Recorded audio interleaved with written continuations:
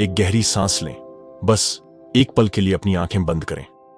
अब कल्पना करें कि आप अपने ट्रेडिंग स्क्रीन के सामने बैठे हैं, चार्ट्स मूव कर रहे हैं, आपका दिल धड़क रहा है, आपका हाथ माउस के ऊपर हवर कर रहा है, और उस पल में, उस क्रिटिकल पल में, जब आपको क्लिक करना है, आप फ्रीज हो जाते हैं। सुनने में फेमिलियर लगता है ना? अभी 95% ट्रेडर्स पैसा खो रहे हैं। ऐसा इसलिए नहीं कि उनकी इंटेलिजेंस या एनालिटिकल स्किल्स कमजोर हैं, बल्कि क्योंकि वे अपने ही माइंड के अंदर की जंग लड़ रहे हैं। मैं आपको 2 ट्रेडर्स के बारे में बताता हूं जिन्होंने अपनी जर्नी एक ही दिन शुरू की। दोनों के पास $10,000 थे। दोनों ने वही सिस्टम सीखा। ट्रेडर ए ने सालों बिताए हर संभव इंडिकेटर को स्टडी करने में। वह सपोर्ट और रेजिस्टेंस 80% एक्यूरेसी के साथ प्रिडिक्ट कर सकता था। 5 साल बाद उसका अकाउंट $3,000 तक घट गया। ट्रेडर बी ने अलग रास्ता अपनाया। उसने 6 महीने एक सिंपल सिस्टम सीखने में लगाए, फिर 2 साल एक्सक्लूसिवली अपने माइंड पर काम किया। 5 साल बाद उसका अकाउंट $2,50,000 तक बढ़ गया। फर्क क्या था? मार्क डगलस ने 18 साल ट्रेडर्स के साथ काम करके इसका आंसर खोजा। और यह शॉकिंग है, कंसिस्टेंट विनर्स और बाकी ट्रेडर्स के बीच का फर्क मार्केट नॉलेज से कम और माइंडसेट से ज्यादा है।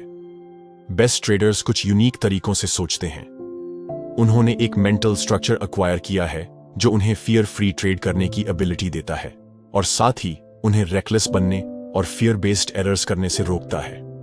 इस माइंडसेट के कई कंपोनेंट्स हैं, लेकिन बॉटम लाइन यह है कि सक्सेसफुल ट्रेडर्स ने प्रैक्टिकली फियर और रेकलेसनेस के इफेक्ट्स अपने ट्रेडिंग से एलिमिनेट कर दिए हैं। जब आप ये माइंडसेट एक्वायर कर लेते हैं, आप फियर के बिना ट्रेड कर पाएंगे। आप उन कई फियर बेस्ड एरर्स से प्रभावित नहीं होंगे जो रैशनलाइजिंग, सबकॉन्शियसली इंफॉर्मेशन डिस्टॉर्ट करना, हेजिटेट करना, जल्दी जंप करना या होप करने से आते हैं। एक बार फियर गॉन हो जाने के बाद इन एरर्स को करने की कोई जरूरत ही नहीं रहेगी, और परिणाम स्वरूप ये प्रैक्टिकली आपके ट्रेडिंग से गायब हो जाएंगी। Lesson 1, the paradox of being right. एक ब्रिलियंट टेक्निकल एनालिस्ट था जो एक मेजर शिकागो ब्रोकरेज फर्म में काम करता था। वह मार्क डगलस से मिलने वाले सबसे बेस्ट एनालिस्ट्स में से एक था, capable of predicting market movements with uncanny accuracy. एक दिन वह अपने बॉस के साथ बैठा था जो चिकागो बोर्ड ऑफ ट्रेड का 40 साल का वेटरन ट्रेडर था। एनालिस्ट ने कैलकुलेट किया कि सोयाबीन फ्यूचर्स एक स्पेसिफिक प्राइस पर सपोर्ट टच करेंगे और रिवर्स करेंगे। जैसे ही मार्केट धीरे धीरे उस लेवल तक गया, एनालिस्ट कॉन्फिडेंटली अपने बॉस की तरफ मुड़ा और कहा, this is it, this is the low of the day. Veteran trader ने उसे देखा, फिर स्क्रीन की ओर देखा। बिना कुछ बोले उसने फोन उठाया और ट्रेडिंग फ्लोर को कॉल किया। कामली कहा, sell 2 million bushel at the market. 30 second के भीतर सोयाबीन मार्केट सपोर्ट लेवल तोड़कर 10 सेंट प्रति बुशेल गिर गया। एनालिस्ट हॉरर में देखता रहा, क्योंकि उसकी परफेक्ट एनालिसिस एक सिंगल फोन कॉल से डिस्ट्रॉय हो गई। वेटरन ने कहा, now where did you say the market was going to stop? अगर मैं कर सकता हूं तो कोई भी कर सकता है। यह कहानी आपके पहले फंडामेंटल अवेकनिंग को इलस्ट्रेट करती। आपको पैसे कमाने के लिए यह जानने की जरूरत नहीं कि अगला क्या होगा। वास्तव में यह मान लेना कि आप जानते हैं अगला क्या होगा, ट्रेडर के लिए सबसे डेंजरस बिलीफ में से एक है। सोचिए, अभी दुनिया भर में मिलियंस ऑफ ट्रेडर्स वही चार्ट्स देख रहे हैं। उनमें से कोई भी, अगर उसके पास सफिशिएंट कैपिटल और मोटिवेशन है, मार्केट को इतना मूव कर सकता है कि आपकी एनालिसिस इनवैलिड हो जाए।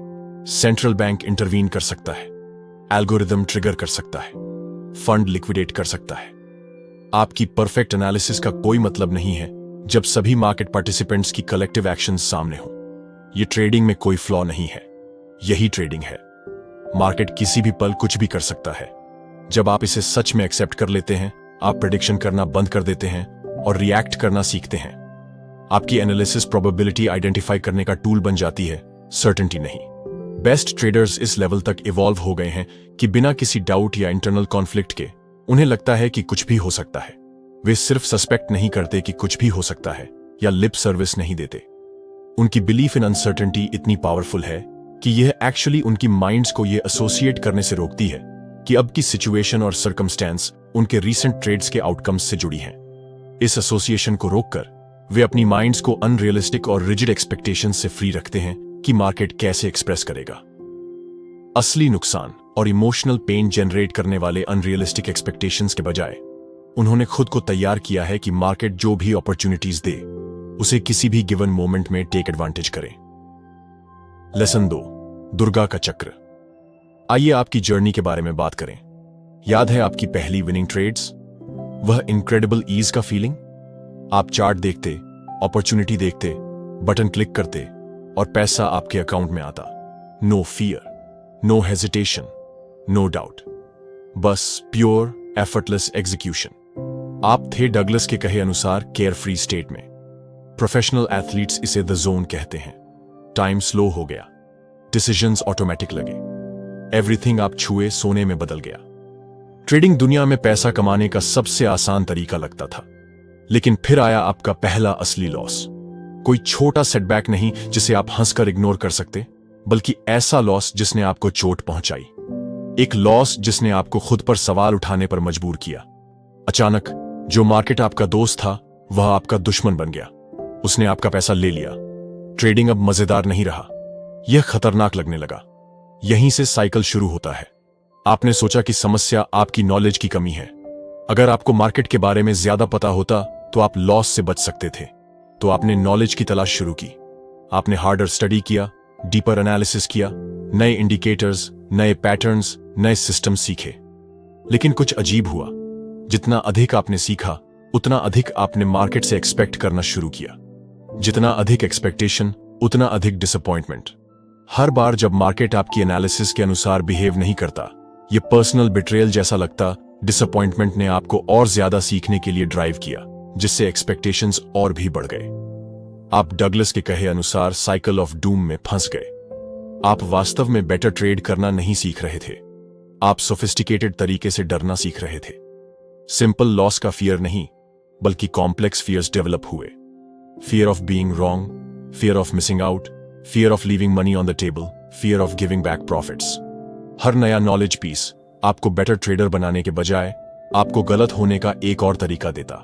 हर एक्सपेक्टेशन डिसअपॉइंटमेंट का एक और मौका बनाता।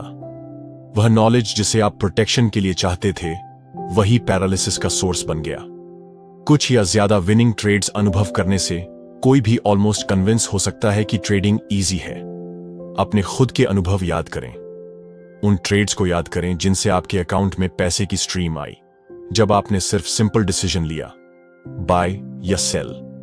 अब उस एक्सट्रीम पॉजिटिव फीलिंग को सोचें जो विनिंग और एफर्टलेस पैसे कमाने से आती है।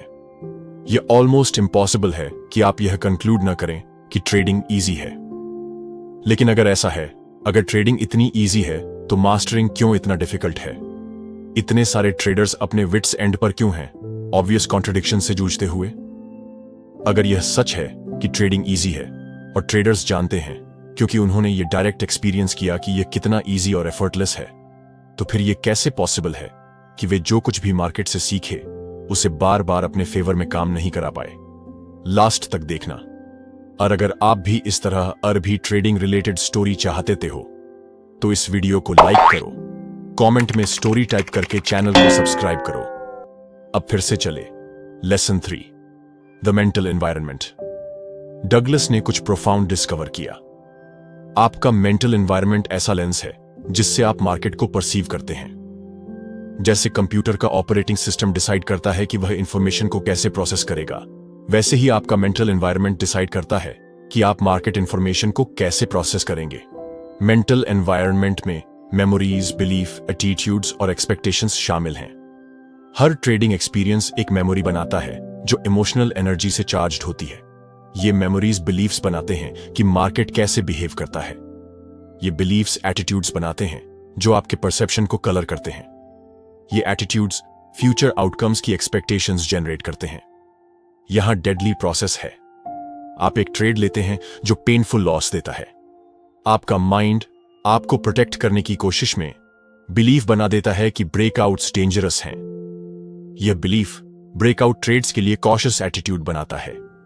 यह एटीट्यूड एक्सपेक्टेशन जनरेट करता है कि अगला ब्रेकआउट फेल होगा। जब आप अगला ब्रेकआउट सेटअप देखते हैं तो फेलियर की एक्सपेक्टेशन आपको हेजिटेट कराती है। आप लेट एंटर करते हैं, स्टॉप बहुत क्लोज रखते हैं और प्रीमेच्योरली एग्जिट करते हैं। ट्रेड फेल होता है इसलिए नहीं कि ब्रेकआउट्स काम नहीं करते, बल्कि क्योंकि आपकी फियर बेस्ड एग्जीक्यूशन ने इसे सबोटाज किया। फेलियर आपकी बिलीफ को रीइंफोर्स करता है और साइकिल मजबूत करता है। आप मार्केट ट्रेड नहीं कर रहे हैं, आप मार्केट के बारे में अपनी बिलीफ्स ट्रेड कर रहे हैं। जब तक आप इसे समझ नहीं लेते, आप सेल्फ डिफीटिंग पैटर्न्स में फंसे रहेंगे। हमारा माइंड कई तरीके जानता है जिससे हम खुद को पेनफुल इंफॉर्मेशन से शील्ड कर सकते हैं। उदाहरण के लिए, कॉन्शियस लेवल पर हम रैशनलाइज, जस्टिफाई या लूजिंग ट्रेड में बने रहने का केस बना सकते हैं। टिपिकल वेज: ट्रेडिंग बडीज को कॉल करना, ब्रोकर से बात करना या इंडिकेटर्स देखना जो हम कभी यूज नहीं करते, ताकि नॉन पेनफुल इंफॉर्मेशन इकट्ठा कर सकें और पेनफुल इंफॉर्मेशन को डिनाई कर सकें। सबकॉन्शियस लेवल पर हमारा माइंड ऑटोमेटिकली इंफॉर्मेशन को ऑल्टर, डिस्टॉर्ट या स्पेसिफिकली एक्सक्लूड करता है। मतलब, हम कॉन्शियसली नहीं जानते कि हमारे पेन अवॉइडेंस मैकेनिज्म्स मार्केट से मिलने वाली इंफॉर्मेशन को एक्सक्लूड या ऑल्टर कर रहे हैं। कंसिडर कीजिए, आप लूजिंग ट्रेड में हैं, जबकि मार्केट कंसिस्टेंटली हायर हाइज और हायर लोज बना रहा है, या लोअर हाइज और लोअर लोज आपके अगेंस्ट हैं। फिर भी आप एक्नॉलेज नहीं करते कि आप लॉस में हैं, क्योंकि आपने अपनी पूरी अटेंशन उन टिक्स पर फोकस कर दी जो आपके फेवर में हैं। एवरेज पर आपको सिर्फ 4 या 5 टिक्स में से एक ही टिक आपके फेवर में मिलता है, लेकिन कोई मैटर नहीं करता, क्योंकि हर बार जब आपको एक टिक मिलता है, आप कन्विंस्ड हो जाते हैं कि मार्केट रिवर्स हो गया है और वापस आ रहा है। इसके बजाय मार्केट लगातार आपके अगेंस्ट जाता रहता है। यह एक सच्चाई है जो थोड़ा झटका दे सकती है। मार्केट आपको कुछ भी नहीं देता, एक भी पैसा नहीं, न तो कोई विनिंग ट्रेड, न ही फेयरनेस। जब आप हारते हैं तो मन करता है कहने का कि मार्केट ने मेरा पैसा ले लिया या मार्केट ने मुझे स्टॉप आउट किया, लेकिन मार्केट ने आपको कुछ भी नहीं किया। मार्केट बस आपके अकाउंट से पैसे दूसरे ट्रेडर के अकाउंट में ट्रांसफर करने में फैसिलिटेट करता है। यही है वो जीरो सम गेम जिसमें आप शामिल हैं। आप जो भी डॉलर कमाते हैं वह किसी दूसरे ट्रेडर के लॉस से आता है, और आप जो भी डॉलर खोते हैं वह किसी दूसरे ट्रेडर की जेब में जाता है। मार्केट न्यूट्रल है, एक मैकेनिज्म है प्राइस डिस्कवरी और वेल्थ ट्रांसफर के लिए। बस इतना ही और कुछ नहीं। अभी हजारों ट्रेडर्स वही चार्ट्स देख रहे हैं जिन्हें आप ट्रेड कर रहे हैं। हर कोई अपने बिलीफ्स, फियर्स और एक्सपेक्टेशंस के आधार पर अलग अपॉर्चुनिटी देखता है। मार्केट को आपकी एनालिसिस, आपकी जरूरतों या आपके सपनों की परवाह नहीं है। यह सिर्फ सभी पार्टिसिपेंट्स की कलेक्टिव एक्शंस को रिफ्लेक्ट करता है। लेकिन यहां एक लिबरेटिंग बात है। अगर मार्केट आपके साथ कुछ नहीं कर रहा है तो आपके रिजल्ट्स पर आपकी पूरी पावर है। आपको मार्केट को बदलने की जरूरत नहीं है, आपको स्पेशल कंडीशंस की जरूरत नहीं है। बस अपनी सोच और मार्केट के इंटरेक्शन को बदलना है। रिस्पॉन्सिबिलिटी लेने का मतलब है अपने आइडेंटिटी के सबसे गहरे हिस्से में स्वीकार करना कि आपके सक्सेस या फेलियर के लिए पूरी जिम्मेदारी आप पर है, मार्केट पर नहीं। मार्केट का पर्पस ट्रांजैक्शंस फैसिलिटेट करना है, लेकिन इस प्रोसेस में यह आपको अनंत अपॉर्चुनिटीज भी देता है जिससे आप इससे पैसा ले सकते हैं। जब प्राइसेस मूव करते हैं तो वह मूवमेंट उस समय शामिल सभी लोगों की कलेक्टिव एक्शंस को रिप्रेजेंट करता है। टिपिकल ट्रेडर चाहता है कि मार्केट उसके एक्सपेक्टेशंस, होप्स और ड्रीम्स को पूरा करे। सोसाइटी ऐसा हो सकता है, लेकिन मार्केट्स निश्चित रूप से ऐसा नहीं करते। सोसाइटी में हम उम्मीद कर सकते हैं कि लोग रीजनेबल और रिस्पॉन्सिबल व्यवहार करेंगे। जब वे ऐसा नहीं करते और अगर हमें नुकसान होता है तो सोसाइटी इम्बैलेंस को रेक्टिफाई करने और हमें पूरा करने के उपाय देती है। मार्केट दूसरी तरफ हमें कुछ देने या लाभ पहुंचाने की कोई जिम्मेदारी नहीं रखता। यह शायद मार्केट के एडवर्टाइज तरीके जैसा नहीं है और निश्चित रूप से वही इंप्रेशन नहीं है जो यह प्रोजेक्ट करना चाहता है, लेकिन सच यह है कि मार्केट में भाग लेने वाला हर ट्रेडर अपने लाभ के लिए करता है।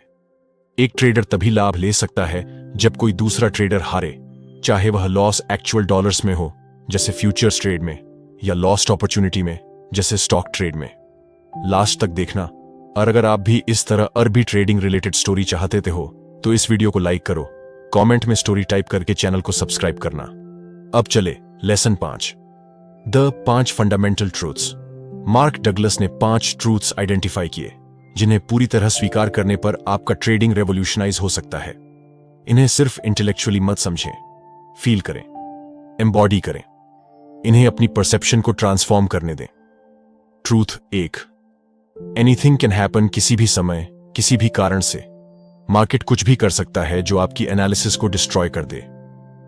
एक न्यूज इवेंट, एक बड़ी ऑर्डर, एक टेक्निकल ग्लिच, इसे पूरी तरह स्वीकार करें और आप मार्केट बिहेवियर देखकर सरप्राइज होना बंद कर देंगे।